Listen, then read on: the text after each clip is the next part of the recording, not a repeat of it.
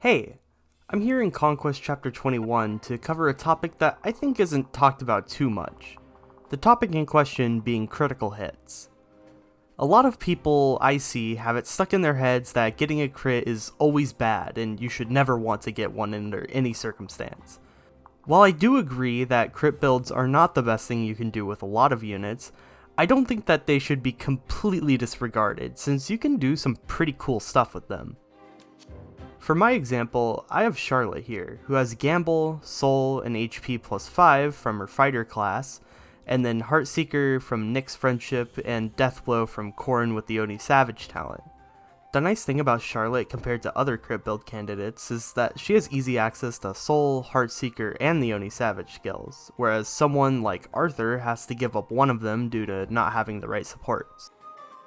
Another nice thing about Charlotte is that her personal skill gives her even more crit against female enemies, which can be very useful down the line if you want to do some soul mage strats in chapter 24. Anyways, I think I've said everything I need to say here, so let's get started. We won't give up. The reason why Heartseeker is so important is the fact that you're keeping Gamble on. Thanks to Heartseeker and her good skill stat, she has 100 hit against these Faceless and the Stoneborn on both phases, even when she's on the stairs.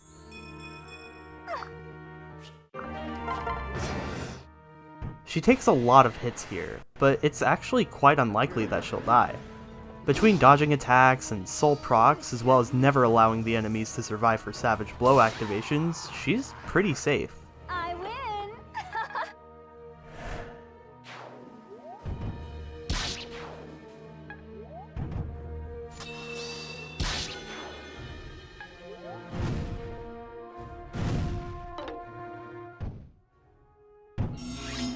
Against the Stoneborn, she has 87 crit with the Killer Axe on player phase.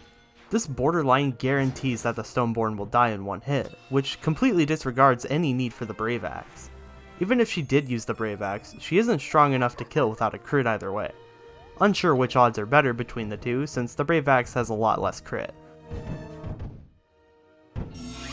We'll be fine. Here I actually do end up missing a crit on the Stoneborn, which actually isn't too bad on its own. Considering the fact that she's practically invincible right now, I can just keep chipping away at it until it dies. I'm too fragile for this.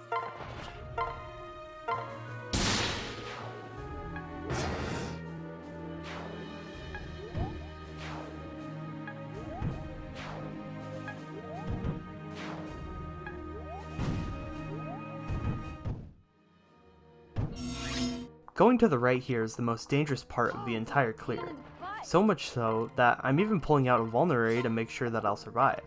3 of the Faceless over here have Axe Breaker, which cuts Charlotte's hit rates down to the 70s when she isn't on the stairs. She doubles them though, so as long as one of the 2 hits connects and crits, I'll be fine.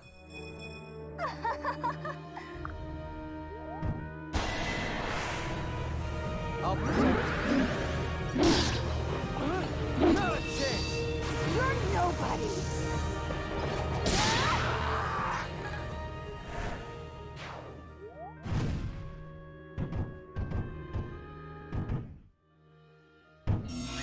The Stoneborn is still the bigger threat, so I take him out first.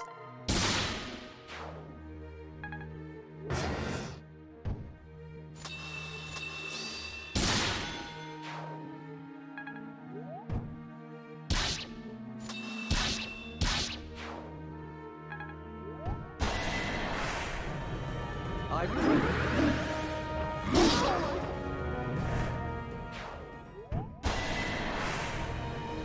I'll protect you. We won't give up.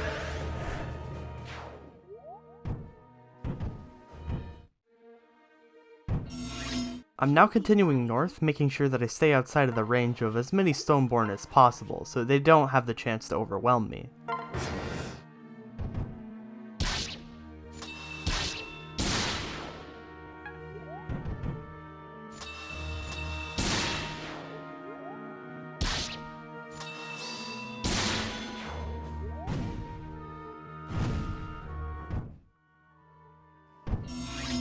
On player phase, I always make sure that I target a Stoneborn instead of a Faceless still. They actually have worse hit rates than the Faceless, but the fact that you can't counter them at all is extremely dangerous since you can't use Soul on them to heal yourself.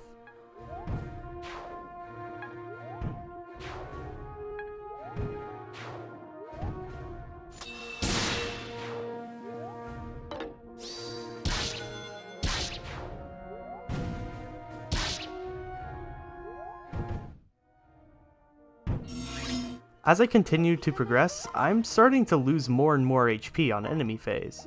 Worst case scenario is where I just never end up proccing Soul, which is one of the liabilities of using a Soul build.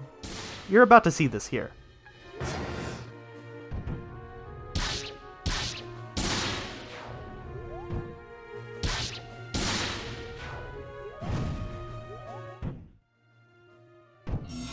Charlotte now dies in 2 hits on the next enemy phase if she doesn't dodge or proc Soul.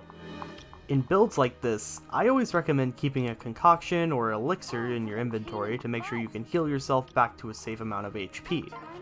That way, scenarios like this will be effectively impossible to come across. Obviously, it's still all up to chance at the end of the day, but when you're doing a strat that requires RNG, there are still ways to make it a lot more reliable. The only reason why I didn't bring elixirs or concoctions was because I didn't want to spend the money on it.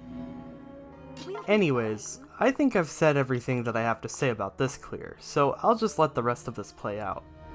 I do skip out on killing the boss here, but I would like to add that routing this map like this is completely possible with the right luck and better preparations. Do I recommend it? No, but it can work to the point of being passable, which is the main point of this video. I'll try my best. Oh, what a pain in the butt!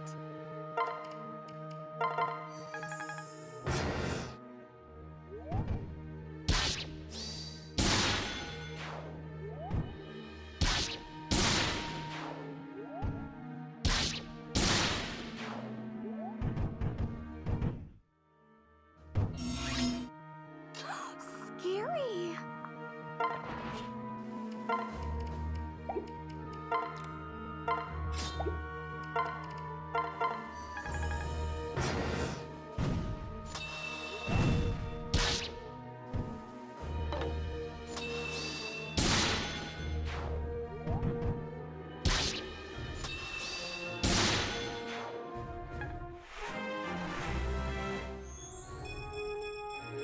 Well, of course.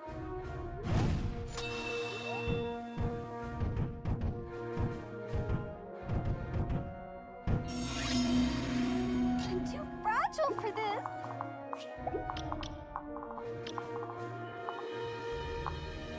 Oh, what a pain in the butt!